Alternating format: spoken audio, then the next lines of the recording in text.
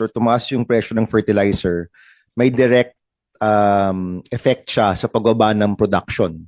Correct, no? So, we focused primarily on rice. You had a number of slides, but the interventions are focused on key crops. So, rice would be the number one key crop.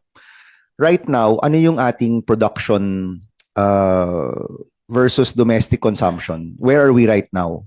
And considering the crisis, ano yung projected ninyo na pagpababa ng ating production?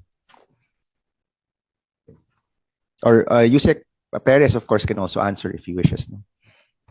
Based on the existing data, we expect that what will be affected actually will be the season or the harvest that will be planted May and June. Okay. Because that is where we're doing now the land prep and things like that. No, in preparation for that, we need the resources for those months.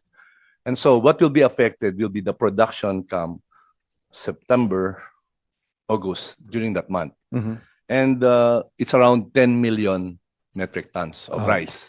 Can you say that in percentages, Yusek Perez? So ano ba currently yung rice production natin versus domestic consumption? At the current year, we are only producing 78% of our rice production. And 10 million metric tons would be a decrease in how much percent? Well, the initial projection, what we say, the minimum or the best case scenario is 20% reduction.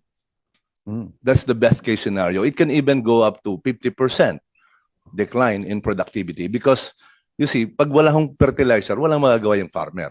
Kung hindi niya kayang bumili ng gasolina, wala siya magagawa, walang kalabaw eh. And so the initial projection is about 20%. That's the minimum decline if we don't do anything. That's 2 million metric tons of palay. Of palay. Yes, okay. Sir. So if we don't do anything, and again, yun yung operative, diba? Because we will do something. That is the cost of not doing anything. The inaction.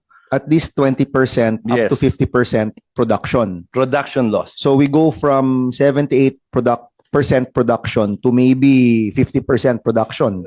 That can be the worst And case. okay, so first question, yung balance po na 50%, ang plano is to import that, obviously.